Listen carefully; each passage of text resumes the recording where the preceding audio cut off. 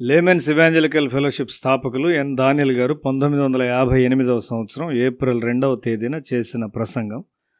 లూకా సువార్త 23వ అధ్యాయం 32వ వచనం. మరి ఇద్దరు ఆయనతో కూడా చంపబోటకు తేబడిరి, వారు నేరము చేసిన వారు.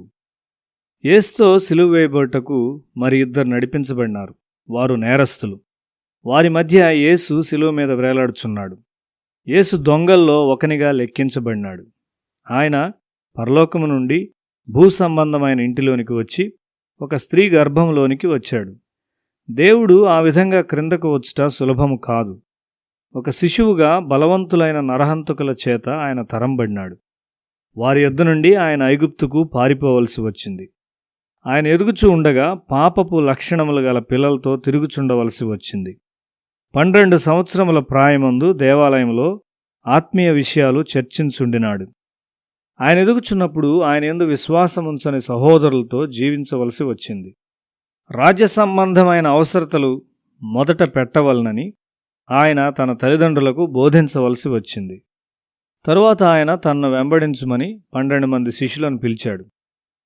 వారిలో కొంతమంది తీవ్రమైన కోప స్వభావం గలవారు. వారిలో తొందరపడు పేతురు, వేషధారి అయిన ఇస్కరియోతు యూదా, సందేహించు తోమ మొదలైన వారు ఉన్నారు.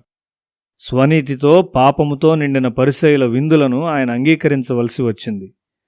ఆయన తనను తాను తగ్గించుకుంటూ ఉన్నాడు. ధనాన్ని ప్రేమించుటతో నిండిన జక్కయ్య గృహములో ఆయన ప్రవేశించాడు. ఇప్పుడు ఇరుప్రక్కల ఇద్దరు దొంగలతో ఆయన శిలువ మీద ఉన్నాడు. ఆ విధంగా ఆయన పూర్తిగా పాపులతో ఉండవలసి వచ్చింది.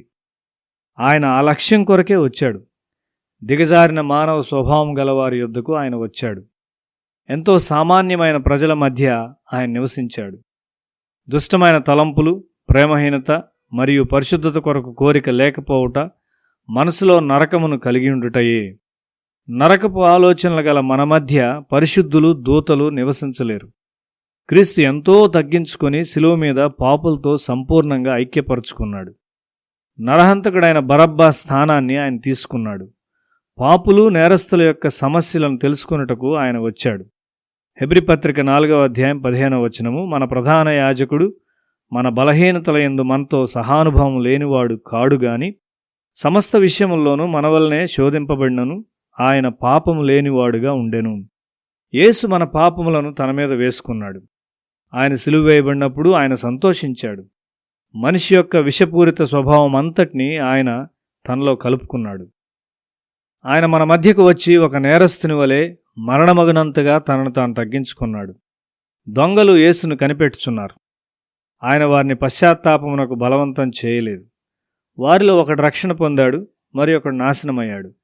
మన సమ్మతి, కోరిక లేకుండా తన ధన్యకరమైన విమోచనను యేసు మనకు బలవంతంగా ఇవ్వడు.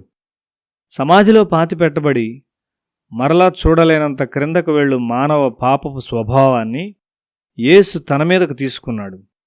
ఆయన నీ కొరకు, నా కొరకు చనిపోయాడు. యెషయా గ్రంథము 53వ అధ్యాయం 12వ వచనములో, కావున గొప్పవారితో నేనతనికి పాలు పంచిపెట్టెదను, ఘనులతో కలిసి అతడు కొలసొమ్ము విభాగించుకొనును. ఏలయనగా మరణము నొందునట్లు అతడు తన ప్రాణమును ధారపోసెను.